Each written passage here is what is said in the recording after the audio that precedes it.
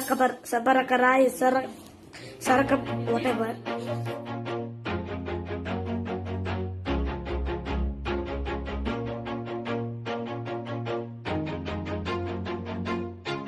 Always do it on my own, so I gotta get through it. And the only thing I know is to love what I'm doing. Never give up, never slow, till I finally prove it. Never listen to the no's, I just wanna keep moving. Keep my head up when I act, head up, that's a fact.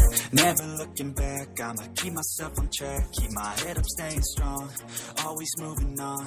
Feel I don't belong. Assalamualaikum warahmatullahi wabarakatuh. Perkenalkan, saya Fikri Argubi, NIM 2020188009. Baiklah, kali ini saya akan menjawab pertanyaan soal UAS HIK 1 nomor 1A dan B. Yang pertama, 1A. Jelaskan pengertian akidah baik secara etimologis maupun secara terminologis.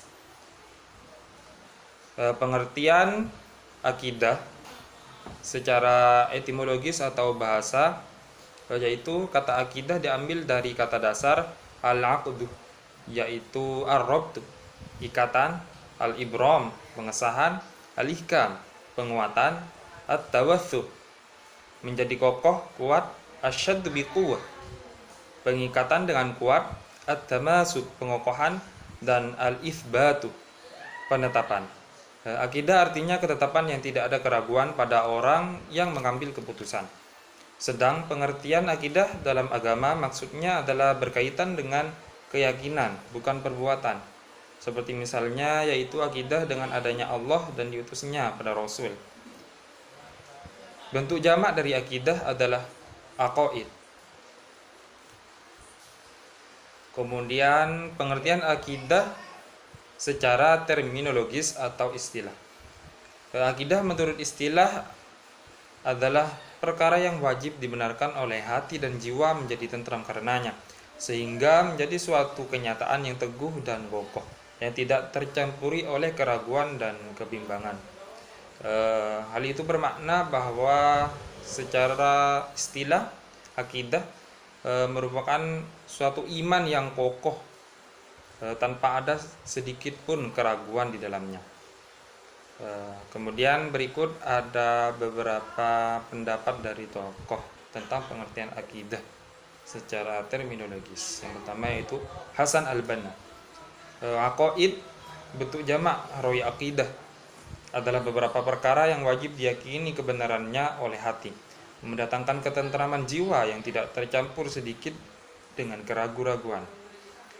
Kemudian yang nomor 2, menurut Abu Bakar Jabir al-Jazairi, akidah adalah sejumlah kebenaran yang dapat diterima secara umum oleh manusia berdasarkan akal, wahyu, dan fitrah. Kebenaran itu dipatrikan oleh manusia di dalam hati, serta diyakini kesolehan dan keberadaannya secara pasti, dan ditolak segala sesuatu yang bertentangan dengan kebenaran itu. Kemudian selanjutnya yaitu nomor 1B. Bagaimana cara mengaplikasikan akidah Islam dalam kehidupan sehari-hari bagi setiap muslim? Jelaskan. Baiklah. Cara mengaplikasikan akidah Islam dalam kehidupan sehari-hari, sebagai contoh yang pertama yaitu akidah dalam individu, yaitu berserah diri dengan bertauhid kepada Allah, yaitu melaksanakan perintah Allah dan menjauhi semua larangannya, dan tidak ada sedikit pun atau tidak ada suatu sifat syirik kepadanya. Kemudian yang kedua, akidah dalam keluarga, contohnya sholat berjemaah dengan anggota keluarga. Yang ketiga, akidah dalam kehidupan masyarakat, contohnya saling menghargai satu sama lain sehingga tercipta suatu masyarakat yang tentram dan harmonis. Kemudian yang keempat, akidah dalam kehidupan bernegara. Setelah tercipta akidah suatu masyarakat, maka tumbuh kehidupan bernegara yang lebih baik dengan masyarakatnya yang baik pada negara itu sendiri. Tak perlu lagi menjual tenaga rakyat ke negara lain karena rakyatnya sudah memiliki SDM yang tinggi berkat penerapan akidah yang benar. Apabila hal ini terlaksana dengan baik, maka negara tersebut akan memperoleh kehidupan yang baik pula dan semua warganya akan hidup layak. Baiklah, sekian jawaban WAES nomor 1A dan B dari saya. Kurang lebihnya mohon maaf, semoga bermanfaat. Wassalamualaikum warahmatullahi wabarakatuh. Assalamualaikum warahmatullahi wabarakatuh. Perkenalkan, saya Christian Jaya dengan NIM 2020 1880003. Di sini saya akan menjawab pertanyaan nomor 2 ABC.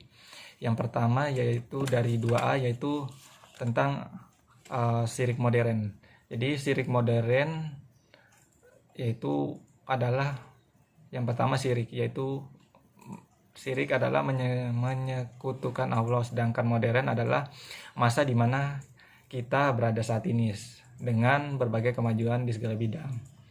Namun syirik yang berkembang di masa modern ini adalah syirik khafi, yaitu mempersekutukan Allah secara tidak sadar. Yang kedua, soal kedua itu yaitu contoh-contoh syirik. Contoh syirik yaitu yang pertama, contohnya seperti menganggap yang menyembuhkan penyakit itu adalah dokter, tabib, ataupun obat yang minum. Menurut saya sesungguhnya yang menyembuhkan kesembuhan seseorang itu asalnya dari Allah, dan tubuh akan tetap sehat dan bugar karena pola makan yang seimbang ataupun olahraga yang teratur.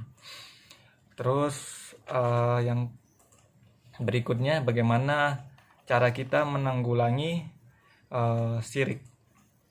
Yang pertama, dengan menghayati dengan baik bahwa tidak daya upaya selain dari Allah Subhanahu wa taala. Segala sesuatu berlangsung atas kehendak dan kekuasaan Allah Subhanahu wa taala. Tidak ada kekuatan dari makhluk manapun yang bisa disandingkan dengan kekuatan Allah Subhanahu wa taala. Melaksanakan ibadah sholat dengan baik dan benar, sebab ibadah ini mencegah seseorang berlaku keji dan mungkar.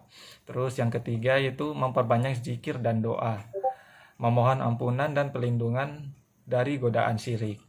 Terus yang keempat, banyak-banyak mengingat betapa besar dosa dan balasan bagi mereka yang berbuat syirik. Terus yang kelima yaitu meluruskan niat dengan baik saat hendak beribadah, sehingga tidak terjebak pada perbuatan syirik. Syirik kecil, ya ini menduakan Allah Subhanahu wa taala dalam niat atau riya. Terus soal yang ketiga yaitu bahaya syirik. Jadi bahaya syirik yang pertama yaitu menghancurkan seluruh amalan. Terus yang kedua, hilangnya rasa aman di dunia dan akhirat. Yang ketiga, dosa syirik tidak terampuni. Dan yang keempat, pelaku syirik kekal dalam neraka. Dan yang kelima, syirik seburuk-buruknya perbuatan zalim dan seburuk-buruknya dosa. Baik, itu saja jawaban saya terhadap syirik modern. Bila ada kekurangan mohon dimaafkan. Sekian. Assalamualaikum warahmatullahi wabarakatuh. Assalamualaikum warahmatullahi wabarakatuh. Kenalkan, nama saya Aditya Dwi Putra Wibowo. Nomor NIM 2020 18834. Di sini saya akan membawakan soal 3B yang soalnya itu baca Quran surat Al-Hujurat ayat 15 secara tartil dan fasih, kemudian terjemahkan ke dalam bahasa Indonesia. A'udzubillahi minasyaitonirrajim. Bismillahirrahmanirrahim. Innama al-mu'minuna allazina amanu billahi wa rasulihi summa lam yartabu wa jahadu bi amwalihim wa anfusihim fi sabilillahi ulaika humus shodiqun. Sadaqallahul azim. Yang artinya, sesungguhnya orang-orang mukmin yang sebenarnya adalah mereka yang beriman kepada Allah dan Rasul-Nya, kemudian mereka tidak ragu-ragu dan mereka berjihad dengan harta dan jiwanya di jalan Allah. Mereka itulah orang-orang yang beriman. Assalamualaikum warahmatullahi wabarakatuh. Perkenalkan, nama saya Aditya Dwi Putra Wibowo. Nomor NIM 2020 18834. Di sini saya akan membawakan soal nomor 3A. Yang soalnya itu, menurut saudara mengapa iman bagi seorang itu penting? Jelaskan. Iman berarti membenarkan atau tasdikun, lawan mendustakan takzibun, yakni membenarkan dengan hati, ucapan dengan lisan, dan dilakukan dengan perbuatan, ternyata memiliki peran penting dalam kehidupan. Apa pentingnya? Bagaimana kedudukan seorang mukmin di sisi Allah? Yang pertama, iman adalah dasar diterimanya amal. Maka barang siapa yang mengerjakan amal soleh sedangkan ia beriman, maka tidak ada pengingkaran terhadap amalan itu, dan sesungguhnya kami menulisnya amalan itu untuknya. Surah Al-Anbiya ayat 94. Yang kedua, iman adalah amal yang paling utama di sisi Allah. Abu Dzar meriwayatkan, ia berkata, saya berkata kepada Rasulullah, ya Rasulullah, amal apa yang paling utama? Rasulullah menjawab, beriman kepada Allah dan jihad di jalannya.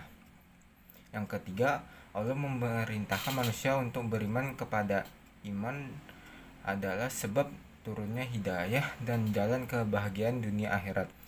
Orang mukmin akan dilapangkan hatinya dan Allah akan mendapatkan petunjuk menuju kebaikan-kebaikan lainnya. Yang keempat, Allah menyebutkan dalam Al-Quran lebih dari 840 kali baik berupa perintah, ajakan, pujian terhadap orang beriman. Allah juga menjelaskan konsekuensi keimanan serta kedudukan yang tinggi bagi orang beriman. Yang kelima, iman membangkitkan kesadaran bagi pemeluk ketika hendak mau melakukan maksiat atau durhaka kepada Allah. Sesungguhnya orang-orang yang bertakwa, bila mereka ditimpa was-was dari said mereka ingat kepada Allah, maka ketika itu juga mereka melihat kesalahan-kesalahannya. Surat Al-A'raf ayat 201. Iman dapat membuat akhlak mulia, menjaga kita dari kemaksiatan, dan mengangkat derajat kita di hadapan Sang Khalik meski rahmat hampir usia. Yuk kita pelihara. Assalamualaikum warahmatullahi wabarakatuh. Perkenalkan, nama saya Anisatus Masyito dengan NIM 2020181816. Saya akan menjawab pertanyaan nomor 4. Jadi, ibadah menurut Muhammadiyah yaitu mendekatkan diri kepada Allah Subhanahu wa taala dengan cara menaati semua perintahnya dan menjauhi semua larangannya dan mengamalkan apa yang diizinkan. Jenis-jenis ibadah dalam Islam ada dua, yaitu ibadah mahdah dan ibadah muamalah. Syarat diterimanya ibadah dalam Islam yaitu ikhlas, tidak syirik, taubat dari dosa-dosa, sesuai dengan syariat-syariat, semata-mata karena Allah dan tidak bid'ah.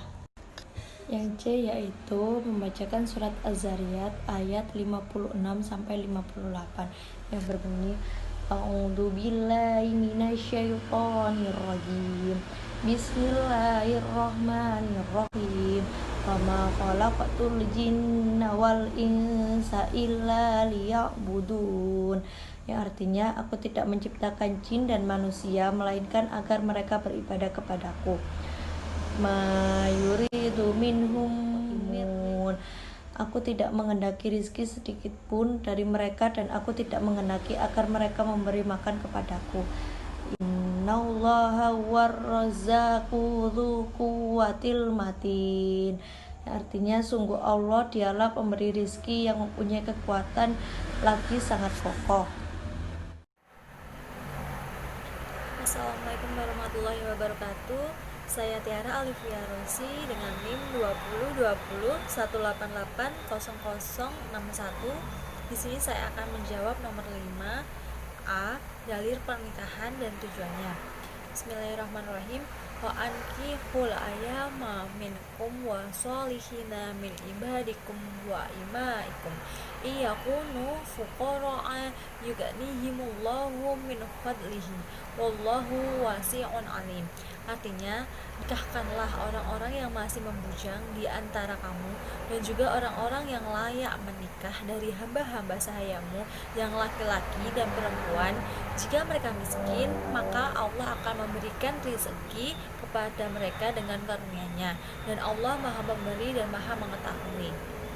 Tujuan menikah yang pertama untuk memenuhi tuntutan naluri manusia yang asasi, kedua untuk membentengi akhlak yang luhur, ketiga untuk menundukkan pandangan, keempat untuk menegakkan rumah tangga yang islami, kelima untuk menjaga ibadah kepada Allah, keenam untuk memperoleh keturunan yang soleh. B. Kriteria memilih pasangan hidup. Dalam hadis sudah dijelaskan, Bismillahirrahmanirrahim, ankahul mar'atu arba'in limaliha wali hasabiha wali jamaliha wali diniha fadfa bidati dina taribat yadaka, yang artinya wanita dinikahi karena 4 hal. Yang pertama hartanya, kedua nasabnya, ketiga kecantikannya, keempat agamanya. Pilihlah wanita yang memiliki agama, maka kalian akan beruntung. Rawahu Bukhari. Di sini hartanya dalam hal bukan memilih seorang wanita atau lelaki yang kaya raya, namun memilih pasangan yang setara dalam segi hartanya. Lalu nasab atau setelahnya, seorang wanita dan laki-laki, alangkah pasangan yang kita pilih itu memiliki nasab yang baik. Parasnya, maksudnya memilih di sini seorang wanita akan menyenangkan hati seorang laki-laki pada saat dipandang dan menjaga pandangan sang suami kepada wanita lainnya. Yang terakhir agamanya, karena agama akan menjadi petunjuk bagi setiap orang. C. Adab melamar calon istri.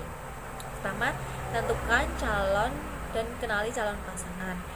Kedua, calon pasangan harus single dan tidak terikat. Ketiga, memantapkan hati untuk melamar. Keempat, meminta izin kepada sang calon pasangan. Kelima, pada wali calon pasangan yang akan dilamar. Keenam, mengenali informasi mengenai calon. 7, melihat perempuan yang akan dilamar. Ke-8, mendatangi kediaman perempuan. Ke-9, musyawarah dan menyampaikan maksud.